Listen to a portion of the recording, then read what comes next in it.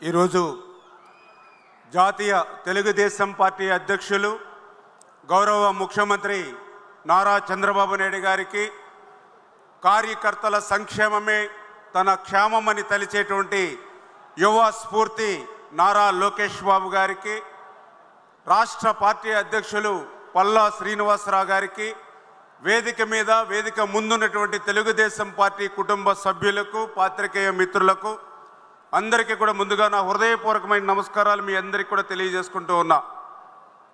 ఈరోజు గాలి, నీరు, అగ్ని, ఆకాశం, భూమి ఇవన్నీ కూడా పంచభూతాలుగా మనందరం కూడా చూస్తూ ఉంటాం. ఇటువంటి పంచభూతాల్లో అత్యంత ప్రధానమైనటువంటిది, పవిత్రమైనటువంటిది నీరు అనే విషయం మీ అందరికీ తెలుసు. అందుకే నీరు ఎక్కడుంటే అక్కడే నాగరికతలు అభివృద్ధి చెందిన విషయాన్ని కూడా చరిత్ర మనందరికీ కూడా చెప్తూ ఉంది. అందుకే ఈ ఆంధ్రప్రదేశ్ రాష్ట్ర ప్రజల దాహార్తిని తీర్చాలని, ఆంధ్రప్రదేశ్ రాష్ట్ర ప్రజల ఆకలిని తీర్చాలనే ఉద్దేశంతో ఆ రోజు నందమూరి తారక రామారావు గారి దగ్గర నుండి ఈరోజు చంద్రబాబు నాయుడు గారి వరకు కూడా ఈ యొక్క ఇరిగేషన్ వ్యవస్థకు అత్యంత ప్రాధాన్యతనిస్తూ, అందుకు ఉదాహరణే ఆ రోజు 2014, 2019 5 సంవత్సరాల తెలుగుదేశం పార్టీ పాలనలో 5 సంవత్సరాల బడ్జెట్ 7 లక్షల కోట్లుంటే ఆ రోజు 72,000 కోట్ల రూపాయలు ఆ రోజు ఇరిగేషన్కి కేటాయించినటువంటి పరిస్థితి. మరి తర్వాత 19-24 గత వైఎస్ఆర్సీపీ పాలనలో 5 సంవత్సరాల్లో బడ్జెట్ డబుల్ అయింది, 12 లక్షల కోట్లు. కానీ కేటాయింపులు చూస్తే కేవలం 32,000 కోట్ల రూపాయలు మాత్రమే. అంటే ఏ రకంగా ఇరిగేషన్ వ్యవస్థని నిర్వీర్యం చేసేసారో ఆ బడ్జెట్టే ఒక ఉదాహరణ అనే విషయాన్ని కూడా ఈ సందర్భంగా తెలియజేసుకుంటూ ఉన్నా. అందులో ముఖ్యంగా పోలవరం అంటే ఒక వరం, పోలవరం అంటే ఒక జీవనాడి. అటువంటి పోలవరం ప్రాజెక్టుని ఆ రోజు 14-19 5 సంవత్సరాల్లో మరి చంద్రబాబు నాయుడు గారు 72% పూర్తి చేస్తే, తర్వాత వచ్చినటువంటి ప్రభుత్వం 19-24లో పోలవరాన్ని పూర్తి చేయడం మాట అటుంచి 20 సంవత్సరాలు వెనక్కి పోలవరాన్ని నెట్టేసినటువంటి పరిస్థితి. ఆ రోజునటువంటి ప్రభుత్వం విధ్వంసానికి పోలవరం బలైపోయినటువంటి పరిస్థితి. 18 నెలలు కష్టపడి శ్రమించి నిర్మాణం చేసినటువంటి డయాఫ్రమ్ వాళ్ళు ధ్వంసం చేసినటువంటి పరిస్థితి.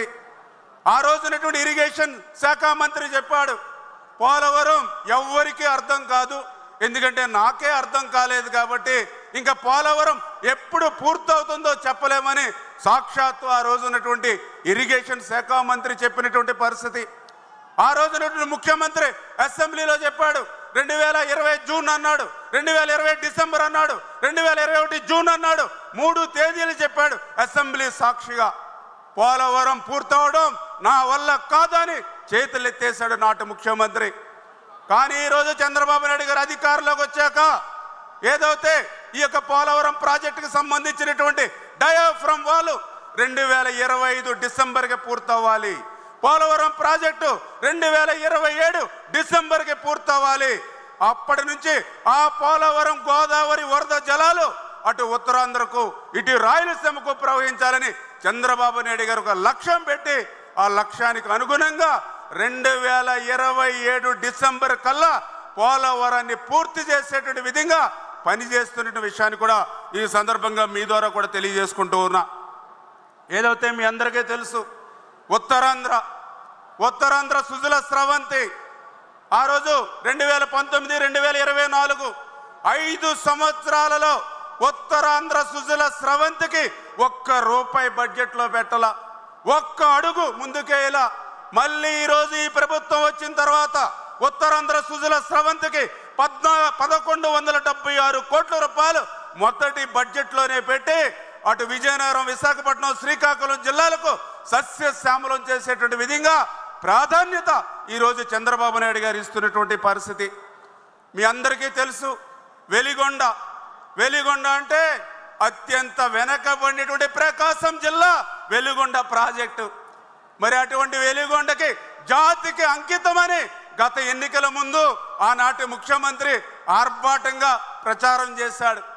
తీరా మేము అధికారంలోకి వచ్చిన తర్వాత చూస్తే ఆ వెలిగొండకి వెళ్ళి పరిశీలిస్తే ఆ వెలిగొండకు సంబంధించి హెడ్ వర్క్స్ దగ్గర మరి అక్కడ వింగ్స్ కానీ అదేవిధంగా వాల్స్ కానీ నిర్మాణం కాల.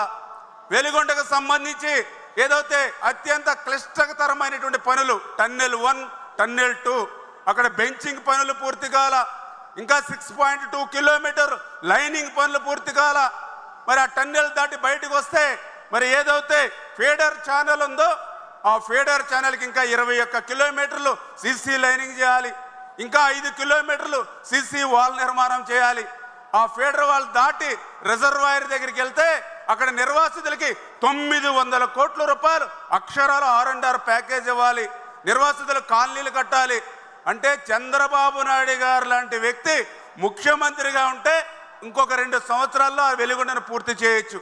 దగ్గర ఇంకా 4,000 కోట్ల రూపాయలు వెలిగొండకి ఖర్చు చేయవలసి ఉండగా పూర్తి కానిటువంటి ప్రాజెక్టుని పూర్తయినట్లుగా ఆ రోజు జాతికి అంకితం చేశానని చెప్పి ఏ రకంగా అయితే ఆ యొక్క ప్రకాశం జిల్లా ప్రజల్ని ఆ రోజు జగన్మోహన్ రెడ్డి మోసం దగ ఎట్లా చేశాడో ఆ వెలిగొండే ఒక ఉదాహరణ.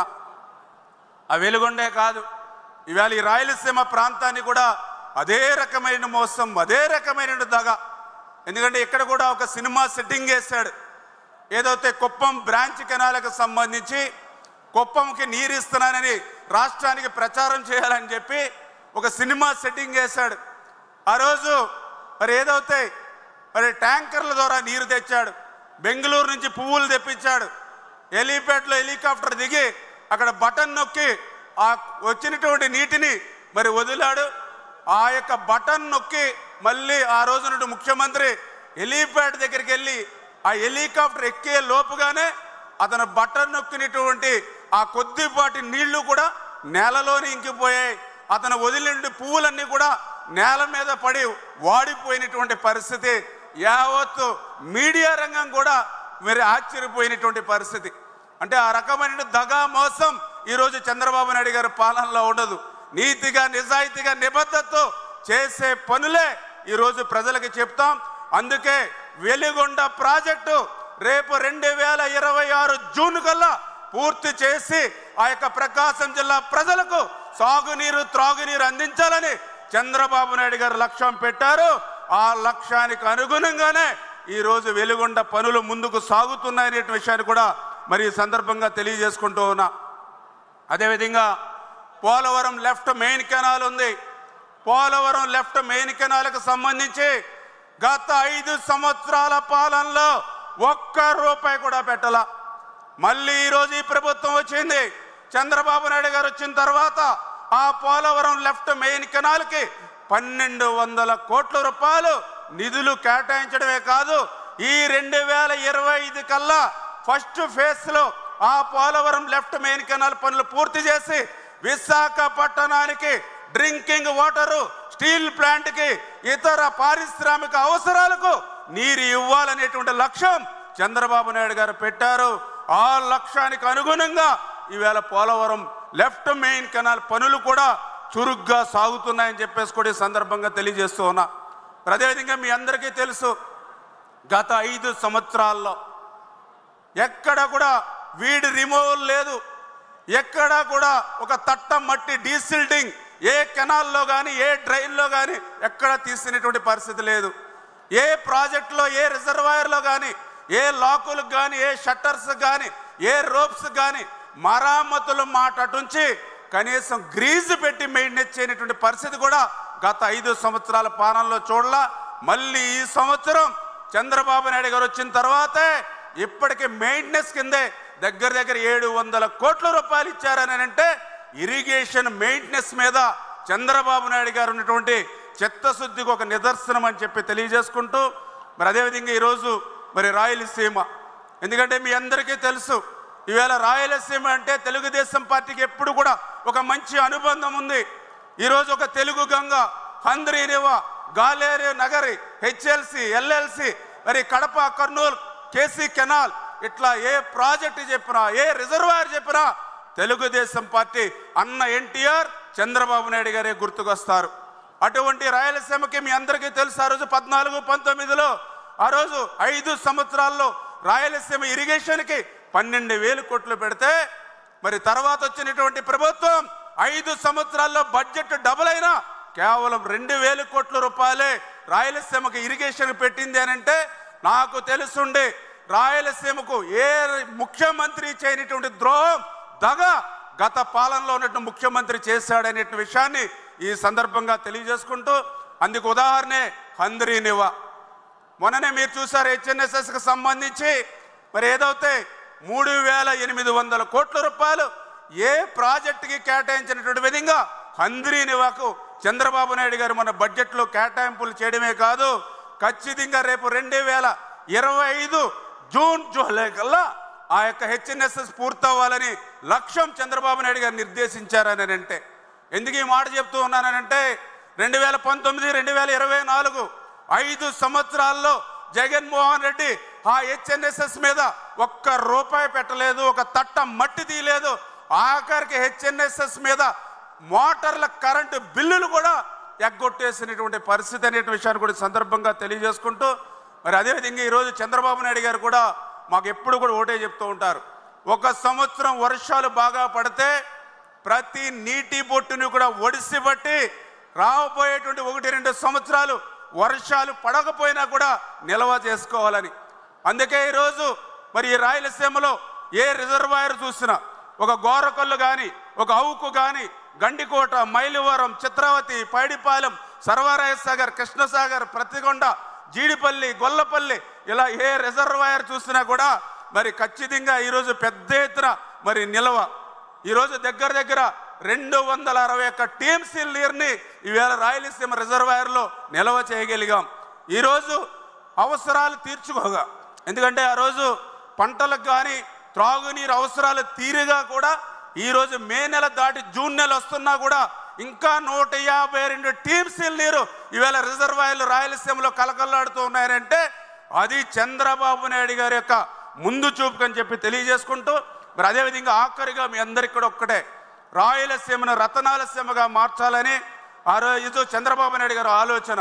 పోలవరం, బనకచెర్ల ఏదైతే మా గోదావరి మా జిల్లాల నుంచే ప్రవహిస్తూ ఉంటుంది. ప్రతి సంవత్సరం 3,000 టీఎంసీల నీరు వృధాగా సముద్రంలోకి పోతూ ఉంది. అటువంటి వృధాగా పోయేటువంటి 3,000 టీఎంసీల నీరులో 200 టీఎంసీల నీరు తీసుకుని దాన్ని మరి ఏదైతే తెలుగు తల్లికి జలహారతి కింద మరి 3 విడతలుగా 3 దశల్లో ఏదైతే Polavaram to Krishna, Krishna to Bollapalli, Bollapalli to Banakacherla, ఇట్లా 3 దశల్లో 80,000 కోట్ల రూపాయలు పెట్టి ఆ పోలవరం బనకచెర్లను పూర్తి చేస్తే దగ్గర 80 లక్షల మంది ప్రజలకు త్రాగునీరు లభిస్తుంది. 7.2 లక్షల ఎకరాలకు సాగునీరు అందుతుంది. 22.28 లక్షల ఎకరాలకు స్థిరీకరణ జరిగేటువంటి పరిస్థితి.